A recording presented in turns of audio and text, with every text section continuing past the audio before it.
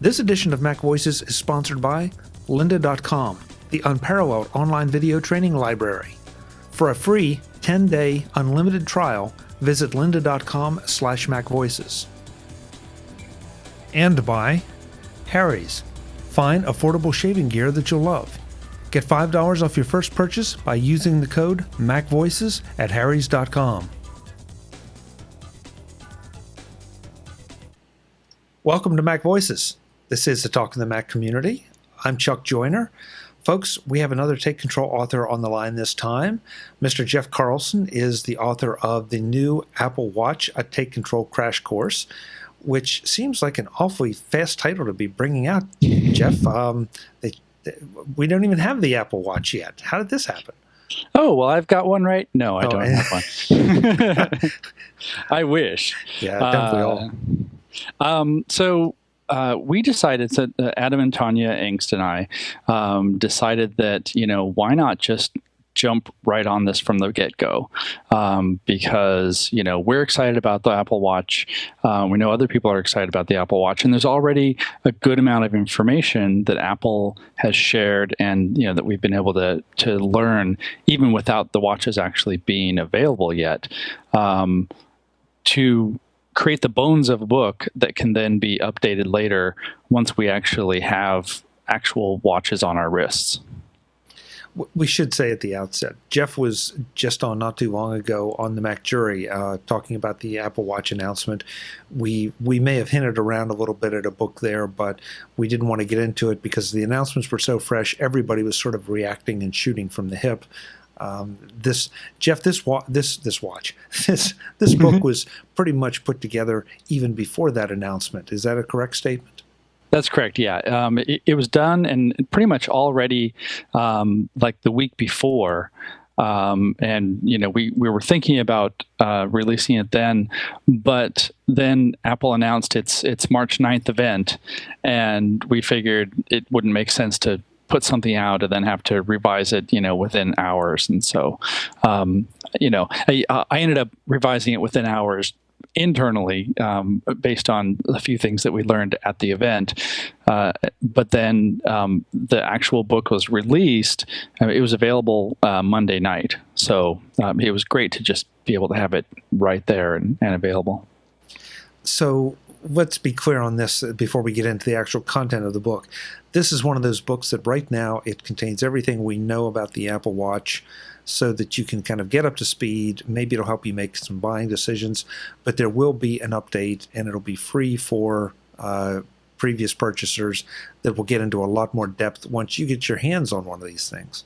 Absolutely. Absolutely. So I think one of the appeals of getting the book right now, I would say it's twofold. One, I included a section that Adam co-wrote that was just sort of looking at the competition, because obviously, the Apple Watch is not the first smartwatch on the market.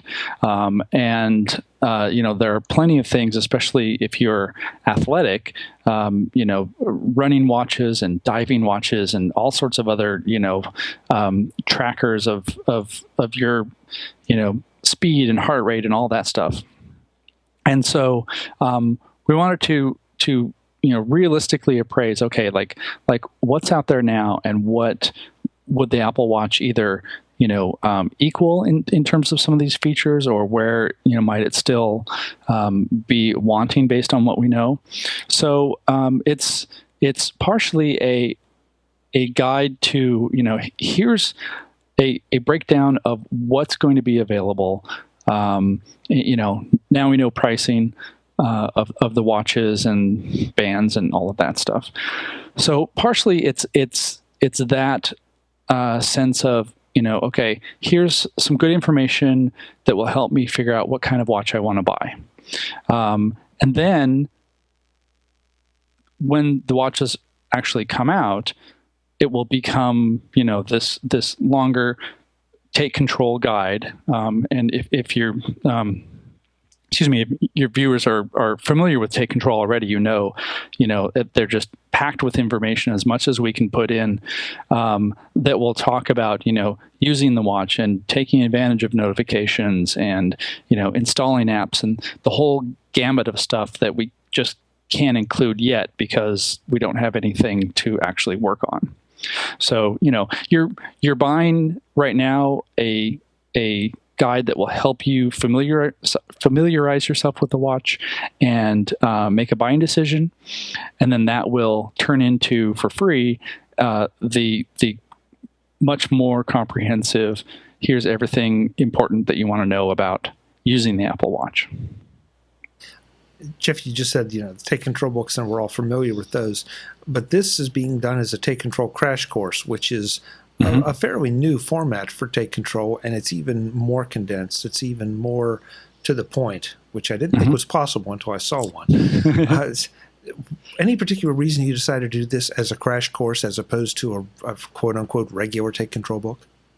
Well, I think part of it came from Adam and Tanya, that they're really pushing forward on this new idea, which is sort of taking into account that there are a significant number of people who would want this sort of information, but don't want a, quote unquote long book, or, something that would be more dense. Even though all the Take Control books, they're, extremely readable and very approachable and all of that, I think there's that aspect of, okay, I really want to learn about this, but here's a book about it.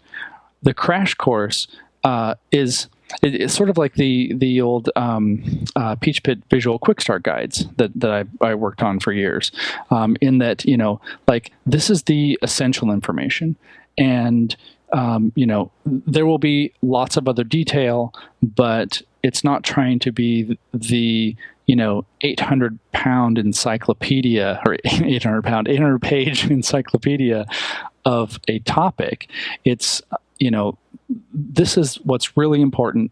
This is how to do things that you're most likely to be interested in, and it's also the structure of the crash courses are really set up so that you can easily share bits and pieces of it. So one of the very clever things that I think Adam and Tanya have done is make it so that you can basically share a chapter with anybody online for free. At the end of the chapter, there's a box at the bottom that has, pictures of all the different social networks. And you can say, share something on Twitter, and it provides a link where anybody can go to the web and read just that chapter and hopefully, be interested in learning more, perhaps buying a book, buying something else, whatever. But, it doesn't have to be a bunch of information that's locked behind a wall. For some people who really just need to know, how am I going to interact with the Apple Watch? Like, what's the deal with the digital crown? And, does it have a touch sensitive screen, and what can I do with that? That sort of information you can just, share with your friends on Facebook, and then maybe that's all they want to do, or maybe they'll want to get more information from there. So it's really a novel, sort of forward-thinking and social-aware approach to doing, the kind of books that we've been doing for so long. I was anxious to hear what the rationale on your side was. I think it's the perfect format for this because we're talking about an absolutely 100% brand new device, not a new model of something, but a brand new device. And the idea of being able to pull up a chapter by you on whatever it is that the chapter will be about, or the piece, and then say, I bet there are other people that are interested in this, or I can send this to my friend because they may have the same issue, or I don't want them to have the same issue, or I want them to be informed about this issue. Is perfect. And of course, like you say, hopefully then they'll go and buy a copy of the book for themselves because they want to take in all that wisdom. Yeah. Well, and I also think just, coming from the perspective of the person writing it, it's kind of a fun challenge because, it's really about distilling information to the sort of core important stuff. And that's something that you have to do with every book, but it's I don't know. It's kind of its own discipline because there's all sorts of stuff you can put in, and there's all sorts of stuff that publishers may put in just to pad out a page count or whatever. And so, really being able to say, okay, we've looked at this and examined this, and there are 10 different things you can do, but these are the 5 most important ones that are really worth your limited time to know. So it's a neat, like I said, discipline, and it's a neat approach to be able to write for that too, because like you're very much trying to cut out the fluff. I'm not agonizing over whether I have 6 paragraphs of text, the story of how I first, discovered watchmaking. Like there are definitely venues and places for that. But in this case, no. Like this is a crash course. I want to deliver the important information to you so that you get something out of it right away, and I'm not wasting your time. Yeah. I think we're all familiar with that formula of book writing, and it's interesting that it even happens in the tech realm. And I think there are times that it's very valuable. Because Michael Cohen was on not too long ago talking about PDF Pen and PDF Pen Pro, and I think there is some value in understanding where the PDF format came from and why some of the new enhancements are important based on the underlying framework. But for something like this, there is no history for the Apple Watch. There's history in watchmaking, of course, but that's not really relevant to this. So the fact that we don't have to deal with that and we can just dive right in like we all are going to want to means that you're not paying for page counts you don't want, and really will probably never use. Yeah. I mean, and I can't really poo-poo that sort of other type of writing because I've done it. I will continue to do it. It really just sort of depends on the context of the thing. But especially given the Apple Watch, I mean, the whole focus of the Apple Watch is you're not going to be sitting here like this all day looking at your watch or fiddling with your watch, or at least the intent is not that. The intent is it's delivering you bursts of information, or letting you access your your calendar or things on demand, or ask things of Siri in these little short focused bursts, and then it's not a complete distraction, and that you do what you need to do. You see the notification or the reminder, you act on it, and then you move on. Well, like, why not have a book that sort of replicates that experience anyway? Because we want to, give you the important information, and then you can move on, or you can read some more, or whatever. Jeff, since the Mac Jury session, and that means that you updated the book with what we know from the session, from the Apple announcement since then. Mm-hmm. Any observations, any more surprises, any particular aspects that you're looking forward to delving into? Oh, definitely. So, one of the chapters is basically like what you can do with the Apple Watch, and there, it broke out into sections of, fitness and using glances and notifications. All of those things are going to turn into their own separate chapters, because it'll be fascinating to dive into, the fitness app, for example. I am not a runner, and I am promising myself that I will do some running for this, because I want to see how well it works. And there's always the little voice in me that was like, I've never really latched onto running, but maybe if I have a watch, the Apple Watch will turn me into a runner and I will become, miraculously fit. That probably won't happen, but I have run in the past. I'm not like Adam, who is a, runner to the core. I've done running in the past. It was fine. It's a little boring. And so, maybe having a little more motivation and sort of exploring the goal system and being able to share your goals and your progress with other people, maybe that'll make it interesting enough that I actually want to go running more often. So the things like that where you can either you can easily skim over them using the Apple Watch, or you can go really deep. And I'm looking forward to seeing how deep some of that stuff goes, and whether or not it's going to be something that really changes something in my day-to-day life, or if it's something that it's kind of a nice convenience, but maybe it's not so much more convenient than just pulling out my phone. I'm very optimistic that from the things that we've read, I think it was Matthew Panzarino who wrote a really good piece last week about getting time back and being able to not focus on your phone so much. I'm optimistic that the Apple Watch is going to be good in those ways. How much, we don't know. So it's going to be a great way to find that out. I like the way you phrased that about just how deep some of these features go. I think that's probably true of the Mac, of the iPhone, of the iPad, and how deep you want to take them. There are probably features that, and don't ask me what they would be even on my iPhone, that I go deep into because they benefit me, that you might barely glance at. Mm-hmm. And I think the same thing's going to be true here. The demo that was given at the announcement really showed off a lot of features. Some of them absolutely I'll gravitate to. Others are like, okay, that's interesting that you can open a garage door from your watch, but I'm not sure it's really relevant to me. Yeah.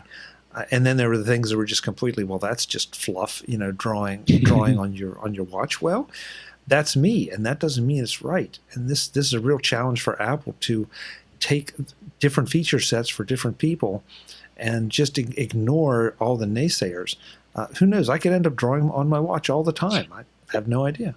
Well, yeah, that's just the thing. And, what's really fun about this, and, fun that I get to write a book, sort of at this point in the progress, like we're really at a 1.0 version of this thing. It's limited in many ways that we already know, like it has to be tethered to an iPhone to do a lot of the functions. It has to pull a lot of information from the iPhone. Third-party apps especially, basically what you will be doing is interacting with the app on the iPhone via an interface on the watch. So I think this is definitely going to be the point where people are testing the waters. I think where developers are really going to be, testing the capabilities of what they can do, knowing that, maybe in the second or third revision of the watch or the watch's software, there will be more that can be done once all the basics have been established.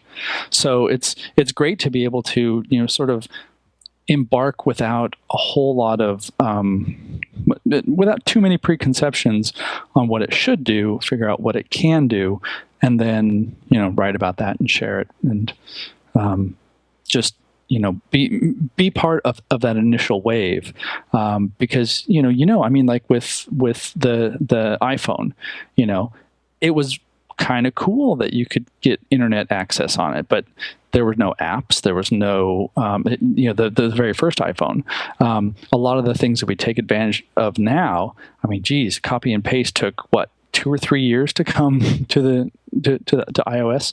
So, thinking ahead of what the Apple Watch could do in a couple of revisions and laying down the foundation now, I think is very fascinating, and definitely something that I want to explore. And being able to do that in a book rather than just sort of poking around on my living room couch is even better. Today's edition of MacVoices is brought to you by lynda.com, the unparalleled online video training library. I've been telling you about lynda.com for some time now, telling you about how they offer over 3,000 courses on topics like web development, photography, visual design, and business, as well as software training like Excel, WordPress, Photoshop, and a whole lot more. Telling you about how you can watch what you want, where you want, how you want on your Mac, iPad, or iPhone, making it easier to learn on your schedule, not on someone else's. Telling you that you can get a 10-day free trial to watch as much as you want on any subject that you wish to know more about. And that all still holds true. But something I've only touched on briefly are the series that lynda.com publishes on a regular basis. Short and sweet, they keep information flowing to you on a specific topic from some of their very best authors. Series like Video Gear Weekly with Richard Harrington and Robbie Carmen, Pixel Playground with graphics guru Bert Monroy, and Deke's Techniques with Adobe Illustrator and Photoshop master Deke McClelland. In fact, there's so many facets to lynda.com that they even had Garrick Chow produce a course to help you get the most out of lynda.com. I'm not going to tell you that's where you have to start, but you might be surprised at the depth of lynda.com's offerings that go beyond just the videos. There may be a few things lynda.com can't help you learn, but they're few and far between. Because with courses on design, business, software applications, education, and many, many more, there's not only something for everyone, there are lots of somethings for everyone. I could spend the next few hours trying to cover all the titles and topics that lynda.com has to offer, but I'd rather have you go and find out what interests you by visiting lynda.com/MacVoices and sign up for your 10-day free trial. Then explore to find out just how much lynda.com's courses can benefit you in your business, or your hobby, or both. That's lynda.com/MacVoices for 10 days of free, unlimited learning. How can you not take advantage of that? Thanks to lynda.com for their support of MacVoices. Another thing that's fascinating about this is there's that second dimension to it. There's the fashion dimension. Your book, whether your book will be applicable to the Apple Sport watch, or the Apple Watch Sport, or the Apple Watch, or the Apple Watch Edition. So that's great. But then there's this thing it really has captured everyone's imagination about the edition, and who's going to get it, and is it solid gold, and is it worth the money, and all these things. And that fascinates me, and the fact that there's so much commentary on that. Do you intend to have much in the way of fashion commentary in the book? And I'm asking that with a straight face. Because it's a real question. No, a little bit. I mean, it does talk a little bit about currently, just explaining what the difference is with the edition. Michael Cohen actually had a funny suggestion. He's like, well, if you buy an edition, then you have to buy the special gold-plated edition of this ebook, which we will print and, layer with gold, and it'll only be, $7,000. Sure, why not? But yeah, I mean, it's interesting because, and I think one of the reasons why people are talking about this so much is it's a very interesting sort of social experiment, and it's interesting in the sense that the Apple Watch does the same thing for everybody, no matter which version they buy, and you've got this very high end that starts at $10,000, and I don't know, there's just that sort of human nature part of us that's like, what must it be like to, be able to just throw $10,000 down for a watch, And the truth seems to be that if you're going to throw $10,000 for a watch, or $17,000 for the most expensive Apple Watch edition, most likely that's not a big deal for you. And so, it's interesting to see, and I have no idea how this is going to work its way into the book, but I think I like the idea of exploring it in the sense that how are people going to react to the watch in the wild? For example, when the iPod first came out, suddenly people like you saw people on the street wearing white earbuds. Well, no other company had white earbuds, and so you knew right away, that person has an iPod. And like that said something. That became a fashion statement, even if like that it didn't matter whether you were rich or poor or whatever. Maybe for the very first one that came out. But anyway, like that became a fashion thing. So what's going to happen with the Apple Watch? Are you going to like see somebody on the street wearing a gold watch and you're going to be like, wow, like they must be well heeled, or, like, what does that person do? Or, is that guy a jerk because he can, wear a $10,000 watch? Who knows? And so, I'm probably spooling off a little too wide here, but it's going to be really interesting to see how people react to something like that. Just the way we saw, people, using iPhones in the wild. When the iPhone first came out, I don't think any of us really expected that it would be as popular as it became. And so I remember seeing, like, oh, there's somebody on the bus and he has an iPhone, like, wow. Like I'm seeing people use this, and then you see more and more and more until pretty soon, like most of what you see are iPhones in many places. What does that do to, our perception of the watch? And I don't know, I'm definitely going broad and sort of, turning this into a giant sociological thing that's sort of far away from the book. But all that said, it's going to be interesting to see what sort of impact this has, because the Apple Watch is not just a doodad that, gives you computer functions. And I think that's one of the more interesting things about the watch just by itself.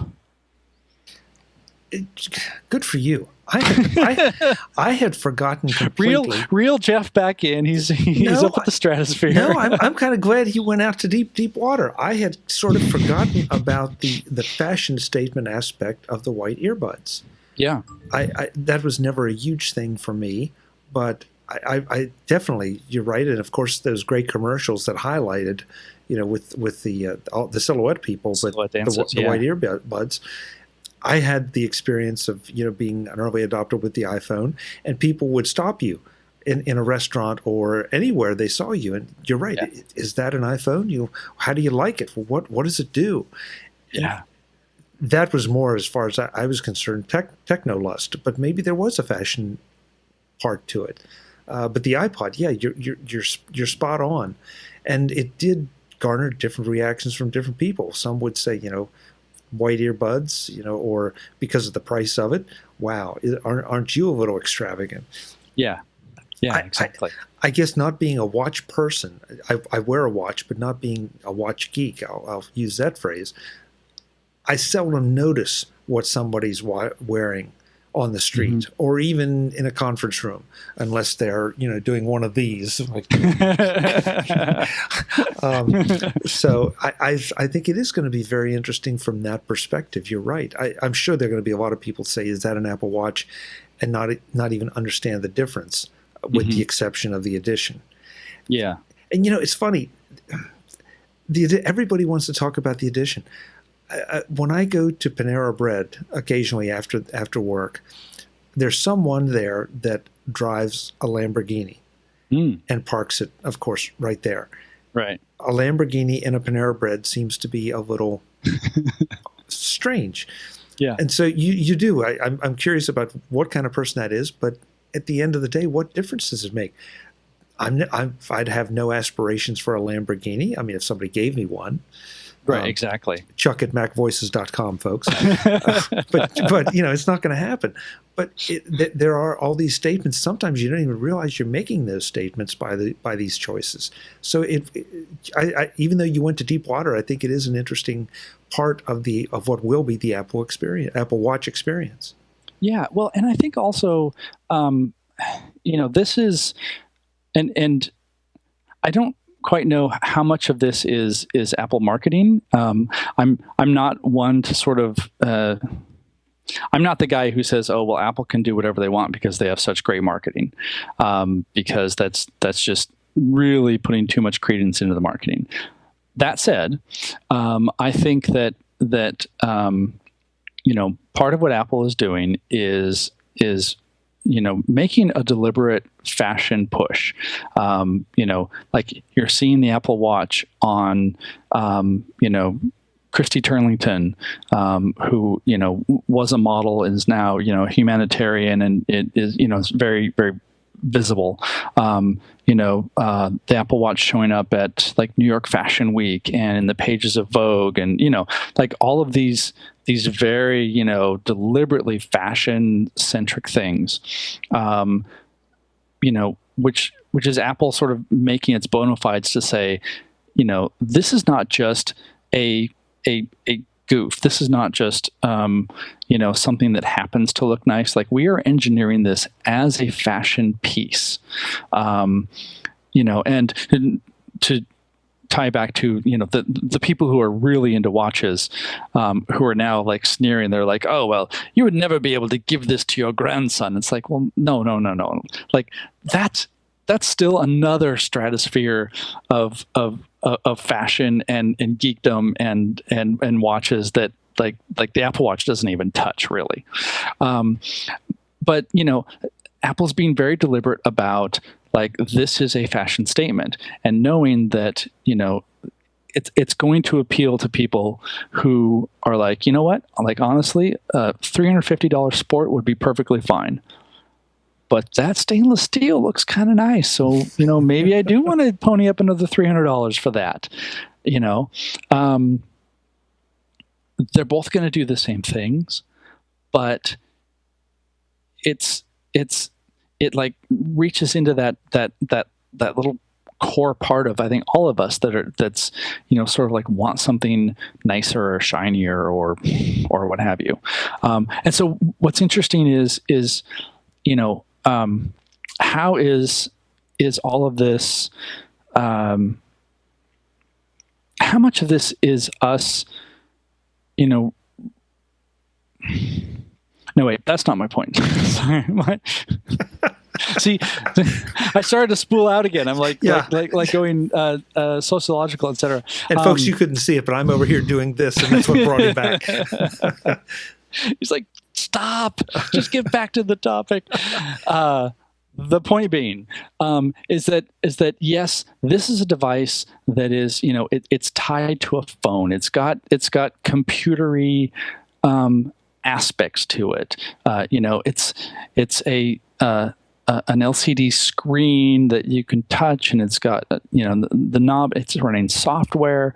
It's using notifications that are delivered through wireless networking, et cetera, et cetera, et cetera. Like all that sort of geeky computer stuff. But people are not really seeing this as a geeky computer thing, and I think part of that is with the very expensive helpful nudge of Apple and its marketing and its positioning. But I think it's really going to be like, oh, okay, here's this thing that I have on my wrist. Does it look good? Looks fine. It looks good. What does it do? Well, it does all these things, but like, it's not a computer. An iPhone is really a computer in your pocket. An Apple Watch is not a computer on your wrist. And I think that's a really interesting distinction that we're going to sort of explore when it comes out and we see more people with them. Like how does that differentiate the experience of being with somebody who has one? Are they always going to be checking their wrists? When you have one and you get a notification, like, are you just going to, do a little, sideways eye glance and just leave it at that? The whole feature of if, I'm trying to think, if you get a notification or a phone call, if a phone call is coming in, like you're talking to somebody, your phone is vibrating in your pants, your watch is giving you a little thing saying that it's either buzzing or making noise. Apple engineered this very clever thing where all you have to do is just, put your hand over the top of it, and it knows that you don't want to deal with it right now, and sends the call to voicemail. It's not a oh, hang on 1 second while I fumble with my phone and find the ringer switch and all that stuff. So that sort of more subtle interaction, I think, is going to be really interesting to see how we react to it, both as people who would have the watch on and people who are at the same dinner table. This has the potential to be I think, a really rich topic for you. I hope so, yeah. And especially in a crash course format, because a lot of these things, they're feature sets or aspects of it that aren't going to require a huge amount of explanation. Just like you said, the phone's ringing, you want to, your phone's ringing, you want to stop it, you put your hand over your watch. That's about all there is to say about it, except for, wow, isn't that convenient? Isn't that well engineered? Isn't that just a typical Apple kind of thing?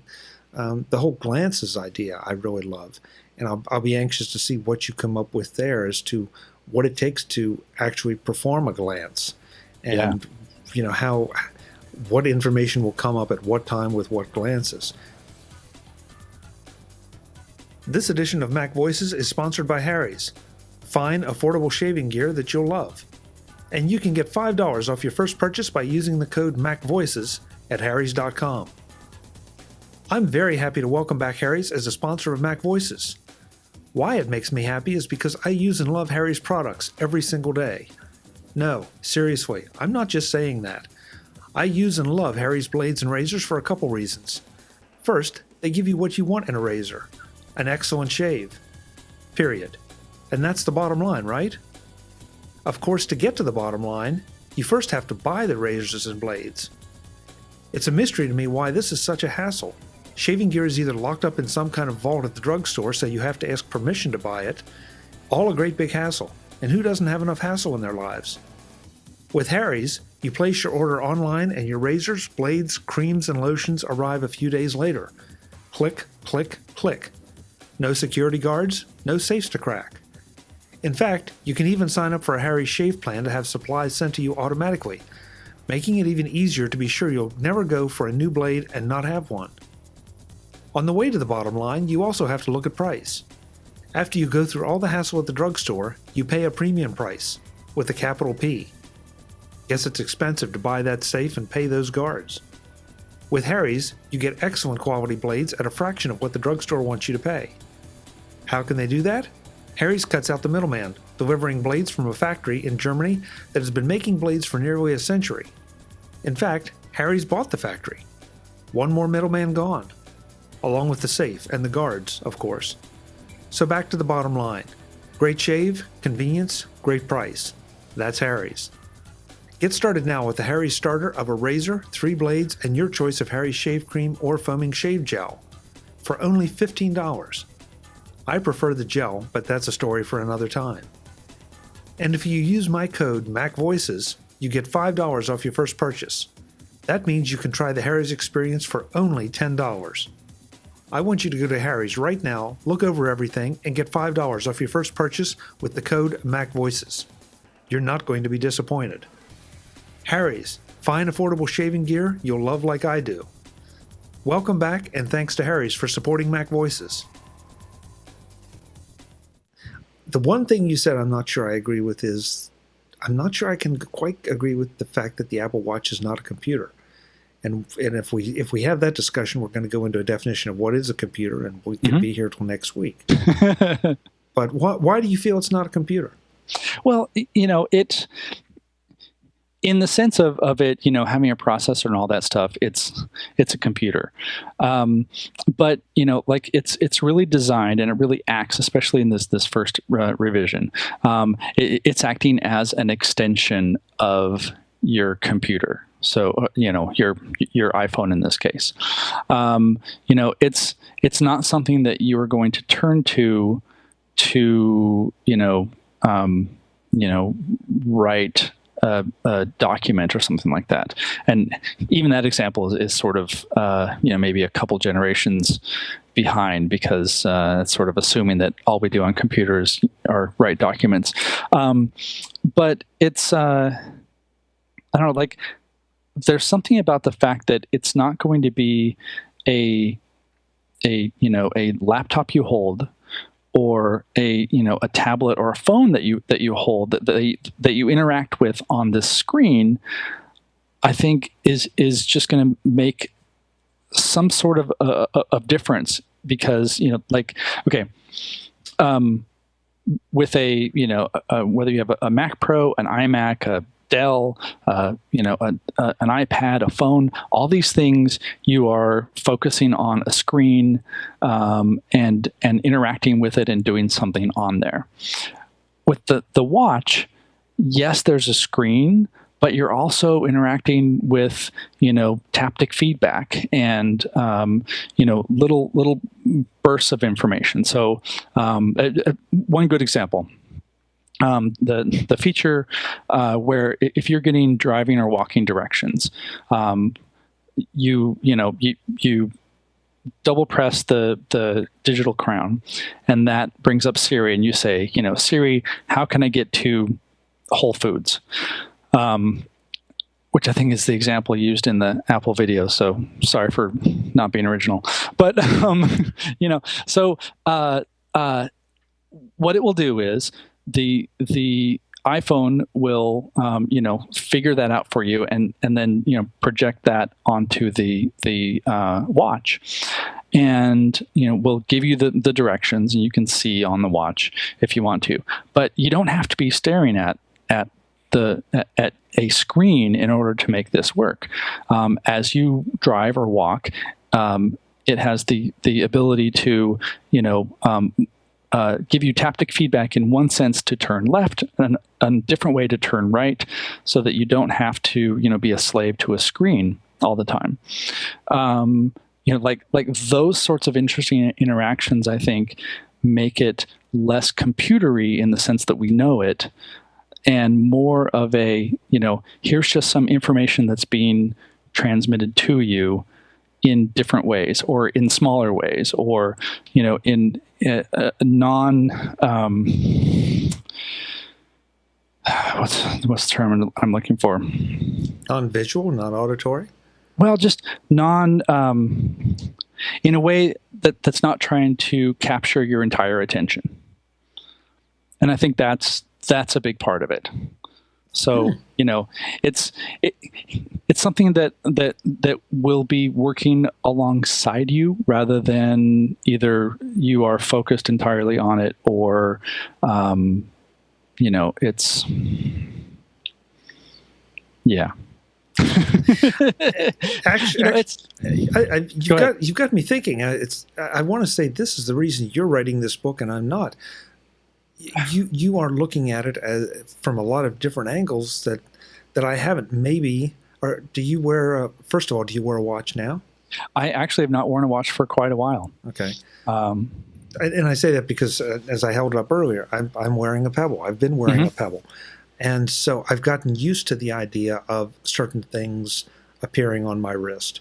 Not obviously not the same way Apple's going to deliver them, but there is definitely a convenience factor at being able to glance down and know that my phone is in my pocket, but who's calling. That's probably the biggest thing, or text message, or anything like that. I really don't have it set up for email. And so you haven't even had that experience, and you're already kind of jumping ahead of where I am. I'm sort of stopping at what I've experienced up to this point. I'm looking forward to having more information, but I honestly had not thought about exactly the idea that it's delivering information to you and not keeping you slave to the screen. That it's providing information to you in a non-auditory, non-visual way that could be very useful, or alerting you in a very personal way to the fact that you do need to glance at the screen to see what's going on. Right. And I've used Pebbles before. I've used like the Moto 360. A friend of mine has it. It's really pretty cool, but it's also very gadgety. I'm also making some assumptions right now that the Apple Watch won't be gadgety. I'm sure that in a way it very much will, and it could be very gadgety. especially, once you start adding third-party apps and, like, do you want to play games on it? I don't know, but I don't know. People are developing, games. I saw there's a site, I think it's called App Watch or Watch App. That's the site is basically, developers say, hey, this is what we're working on, and this is what it looks like, and you can kind of get a preview of what some of the apps that are going to be available for the Apple Watch, And there's a Simon app. There's a snake game app. A lot of these things. I hate to say it. There's a fart app. Somebody made, Oh, man. like you can trigger, fart sounds in a phone somewhere else. Like, oh God, but I honestly don't know if I will have any interest in, playing a game on my wrist. Maybe it's like the great, supermarket checkout line activity type of thing. I would probably, wait until I have, an iPhone in front of me, but who knows? But just my gut says that, it's not going to be a device that you just sort of, that it's not going to be a device that commands your attention in the same way that a phone or a computer does. And I think that's going to make a big difference. And I think it'll make a big difference once it's, more widely distributed. I fully expect the Apple Watch to be, some measure of success. It may not be blockbuster success, especially, the first round when a lot of people are like, yeah, it looks really interesting, but I'm going to let other people, blow their money on this and we'll see how it goes. I don't think it's going to be a flop. And so, once more people are familiar with the idea of it, then, how is that going to influence the way we perceive how we get emails and notifications and, be able to, schedule things and find information. One of the I think most unexpected and positive things that's happened with the iPhone and other smartwatches, but I think it would be largely attributed to the iPhone because it really was there first, is that sense of no matter where I am, I can get information about anything because I have a connection to the web. So how is that going to manifest itself on a watch when you don't have to pull out a phone and go through the rigmarole of all that? Can you just ask your wrist something and get an answer from the web? In theory, yeah. And that's exciting. I would say so. Again, you're thinking about it a lot farther along than I have. And I'm really now looking extra forward to seeing what you come up with. I was looking forward before to seeing what it could do, but now I've got to rethink sort of the whole thing. And I'm looking forward to having you explore what it can do from the way you've talked about it.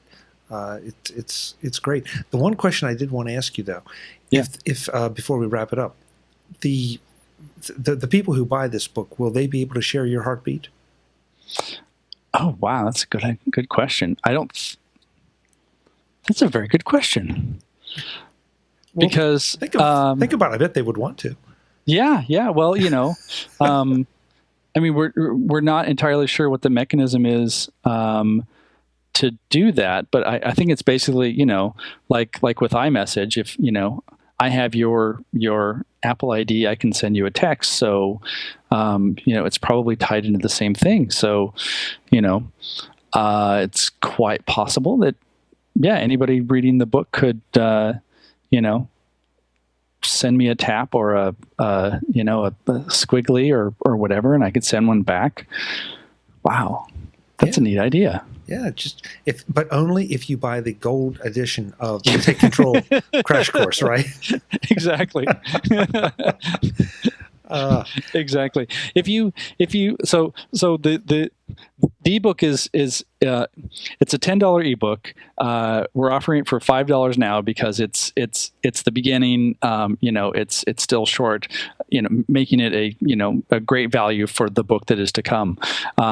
If you buy the $500 version of it, I will send you my heartbeat once a month. Oh my God, this is. Be careful, Jeff. I know. Be careful. This is like a crazy Kickstarter idea. Yeah. If you support it at the $2,000 level, you can get my heartbeat every 2 days. Oh.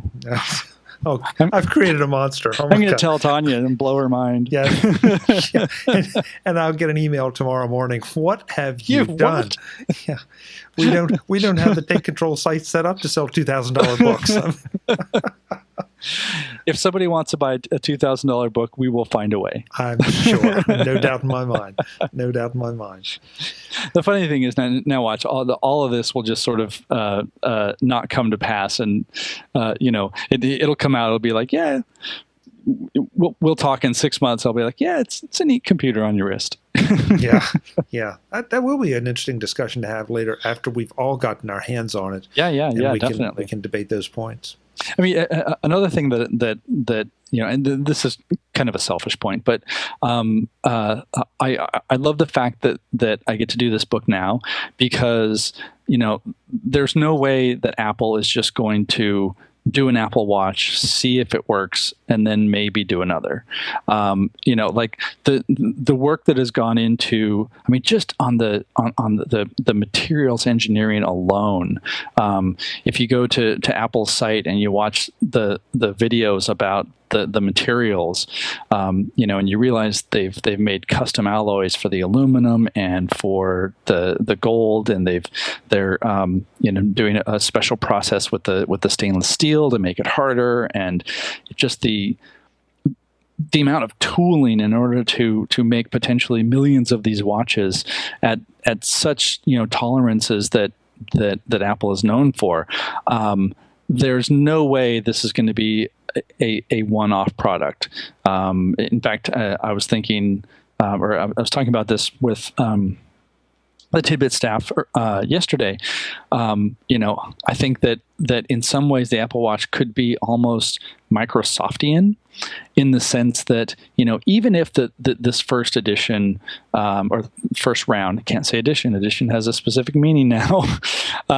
Even if this first incarnation is only so-so, let's say it does well, it's not a blockbuster. Apple is not going to turn it into the Cube and sort of abandon it. There's just way too much invested on multiple fronts, software, hardware. It just boggles my mind what the infrastructure must be like in order to make all of these bands and these cases and the shipping logistics, and oh my God. I think the second, third, fourth generations of these are really going to be amazing. And, being here from the beginning, it's going to be great because I'll get to follow this and I'll get to update the book for successive generations. And so, it's great in the sense of sort of grabbing that horse and being able to ride it into the future, because it's an interesting thing, and it's definitely something that Apple's going to stick with. Like that in itself, from my own selfish author standpoint, I love that about the Apple Watch. So this is the first of many discussions we get to have about the Apple Watch. Oh, I hope so. Yes, I hope so too. Jeff, it's been fascinating. You really have, honestly, you've given me a lot to think about.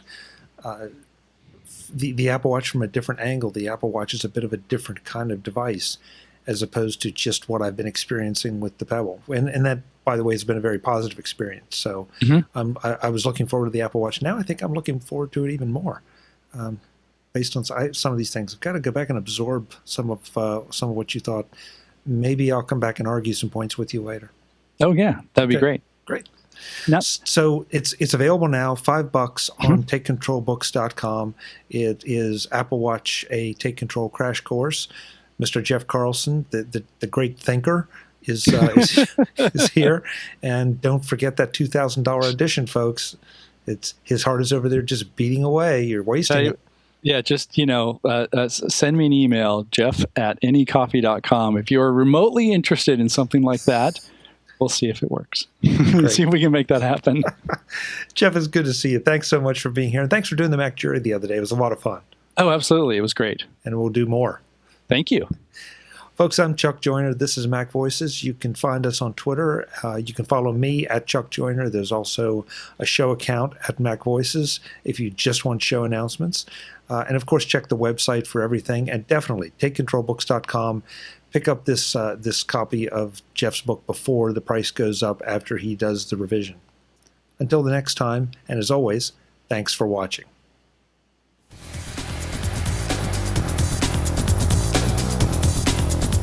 Visit MacVoices.com for links, show notes, to subscribe, to connect with Chuck on Twitter, Google+, YouTube, Facebook, LinkedIn, and the Mac Voices blog.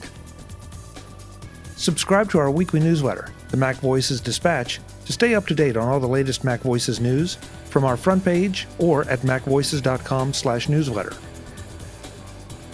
Do more with your Apple tech by subscribing to the free Mac Voices magazine on Flipboard by visiting macvoices.com/magazine. Advertising and sponsorships handled by Backbeat Media at backbeatmedia.com. Bandwidth provided by CacheFly at cachefly.com.